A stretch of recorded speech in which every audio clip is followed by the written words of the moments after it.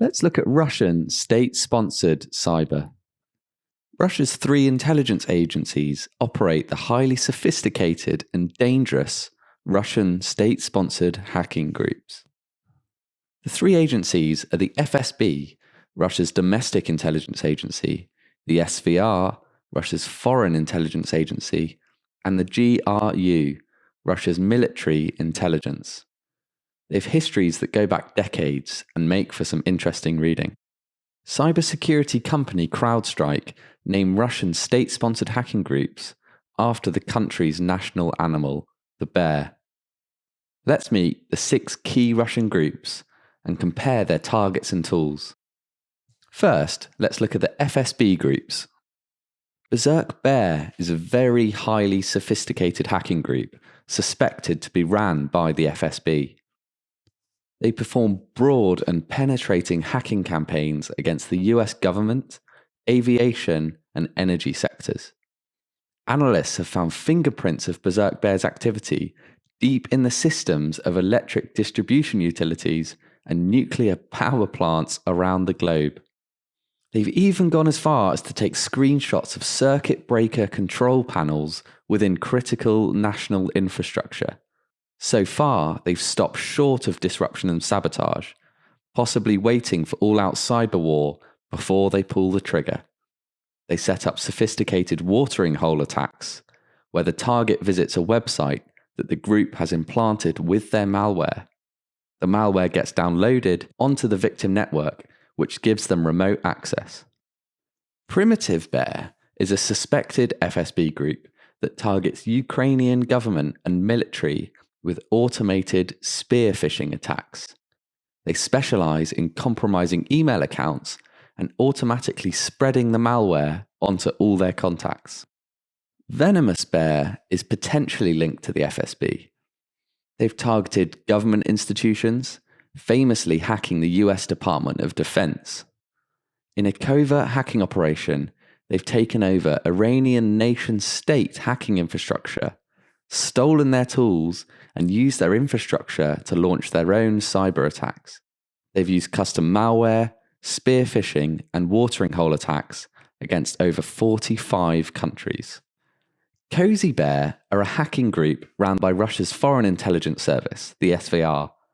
This group aims to collect intelligence in support of foreign policy decision-making, primarily targeting Western governments and think tanks. They use a smash and grab approach, using spear phishing to quickly gain access before exfiltrating as much data as possible. If the target proves valuable, they switch to stealth tactics to maintain long-term access to the network. There are 2 key groups ran by the GRU. Fancy Bear are a hacking team run out of Unit 74455 and 26165 of the GRU. Motivated by information theft and espionage, they mainly target governments and institutions opposed to the Russian regime. They use spear phishing and malware in the majority of their operations. Their most daring operation led to the US indicting 12 Russian military officials after their attempt to sabotage the 2016 US election.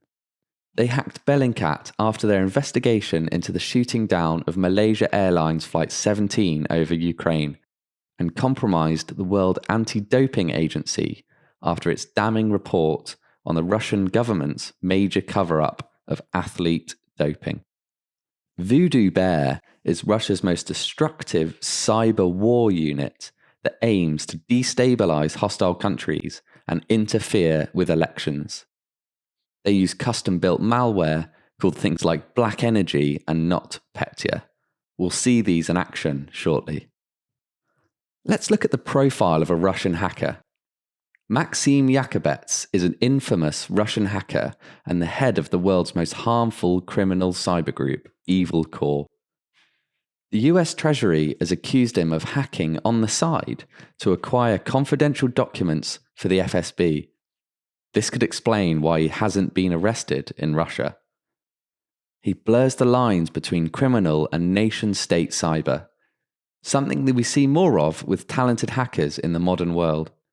His hacking has bought him a custom Lamborghini in camouflage paint, a pet lion, and a £250,000 wedding.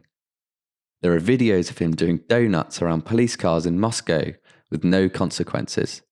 But on the darker side, his wealth has come at the cost of over $100 million to victims worldwide.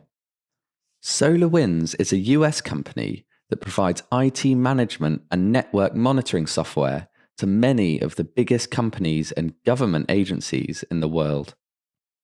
A Russian threat actor accessed a badly secured SolarWinds server in September 19. They began a period of extensive testing to make sure that their plan would work. In February 2020, they injected malicious code into the latest software updates on their update platform, Orion. Orion is used by 33,000 customers to manage IT resources. The latest SolarWinds software updates containing the malware were requested and downloaded by 18,000 victims. Victims included the Pentagon, the Department of Homeland Security, the National Nuclear Security Administration, the US Treasury, Microsoft, Cisco, and even cybersecurity firm FireEye, to name a few. The SolarWinds Orion update platform uses a custom communications protocol. The hackers designed the malware to adopt this custom protocol when communicating with its command and control servers. This meant that someone analyzing the traffic would just see normal SolarWinds update traffic and would suspect nothing.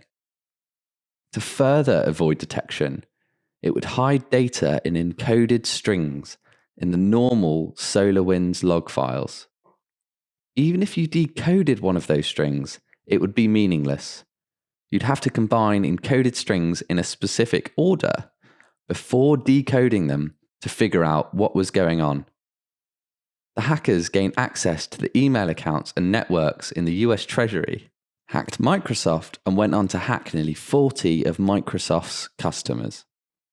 I've included a link to the decoding tool CyberChef. Try combining all the encoded strings in order that you see here, and then decoding them with the base64 decode function to reveal the hidden message.